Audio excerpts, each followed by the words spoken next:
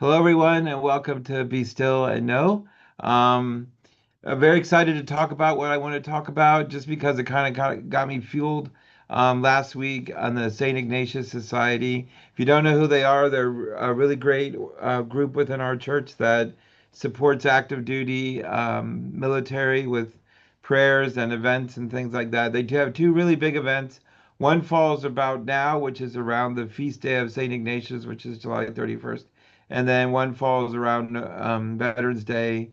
So they have a mass and they do donuts and coffee afterwards, and just kind of make people aware of who they are and what they do for the parish. So the reason why I kind of fueled within me because I'm a big fan of Saint Ignatius of Loyola, not because he's the patron saint of soldiers and military, but because of his spirituality, which heavily influenced my discernment to the priesthood. I spent a summer at a Creighton University, which is a Jesuit college in Omaha, Nebraska, and the Institute for Priestly Formation was the program I spent at that college for 10 weeks, and so.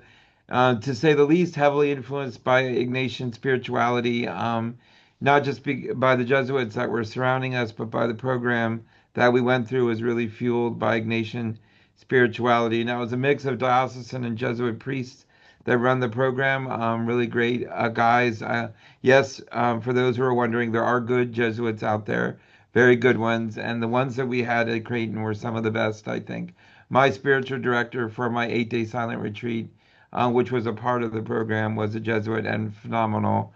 I'll never forget the things he taught me and how he helped me discern my priesthood. And so there's a lot of there's a ton of things I could talk about with Ignatian spirituality, but I think some of the ones that are important to us today, that affect us today, are we every day we would go through consolation and desolation, and so at the beginning or the end of every class we took, the instructor would always say like, okay, how are you feeling right now? Are you going through a period of consolation and joy, or are you going through a period of, desolation and anxiety or distress? And then we would pray about those things and we would journal about them, which is very difficult for me because I don't journal.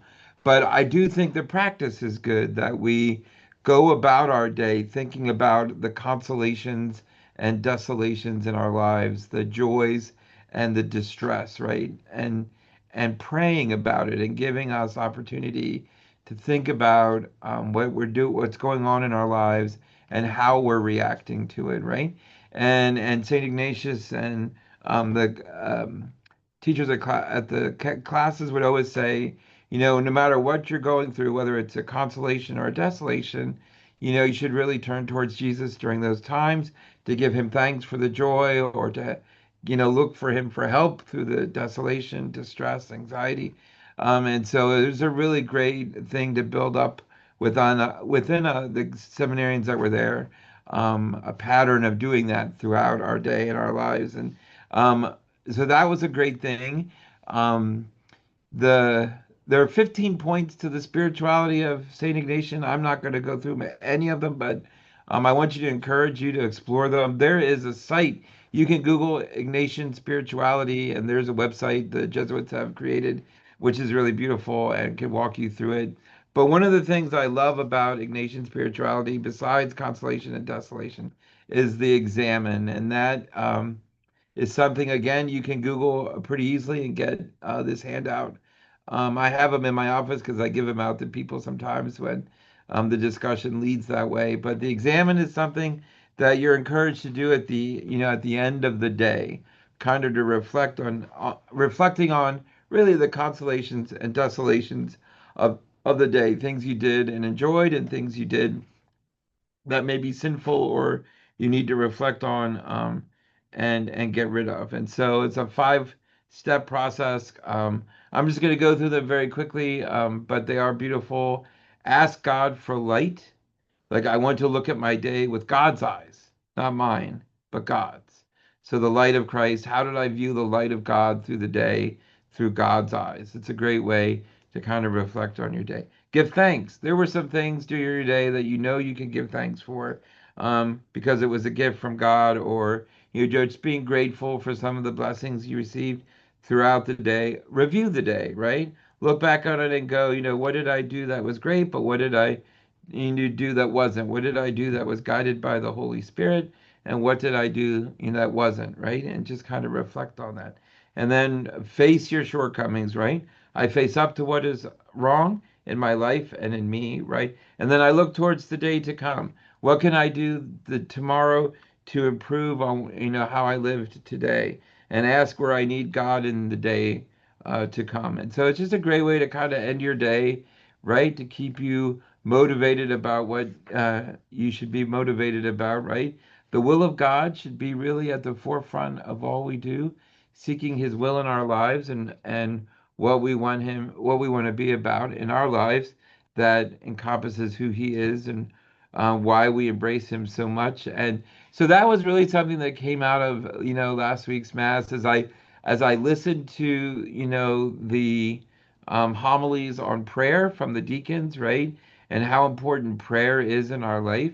How many times do I hear in confessional, Father, my prayer life is weak or non-existent, and then I say to them, well, maybe the other sins in your life wouldn't be as you wouldn't be as sinful if you focused on prayer, right?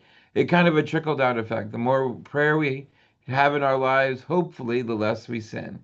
And so like keeping an eye on what's important, and how we do prayer in our life, right? Whether it was however which way the deacons suggested it, but again it's like turning towards the Father who we can call Abba, which means really daddy, and for the time, for the good times in our lives and the bad times as well.